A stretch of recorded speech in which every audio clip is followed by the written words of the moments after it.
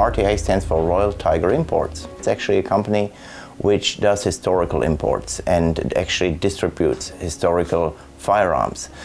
So when we basically went to Ethiopia and went into these warehouses, all guns, they were really literally covered in dust and in grime and in patina. So in order to really know what you have to basically, get rid of all the dust, oil them over there, and sometimes you had to use some wire brushes to get rid of the patina.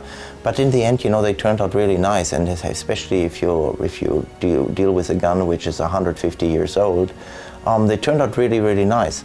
For example, we also imported the M1 carbines. In this lot of carbines, we have very early serial numbers. We have 4-digit and 5-digit serial numbers, which is amazing. I mean, these early numbers, I really didn't know that they were still existing. Or, you go over to the British guns. We have, actually in one Lee Metford, of course I took it for my collection, which had the serial number 1. So, original serial number 1, Lee Metford, absolutely rare. And of course, we got some FN rifles there, some bolt action rifles in 30-06. And I think we got about 3 or 4 in, so serial numbers were 1, 2, 3, and 4. It's a treasure trove, and I really like, these old firearms, since they have so much history. If you trace back the history, where these guns came from, what actions they have seen, it's really literally amazing. The Enfield rifles.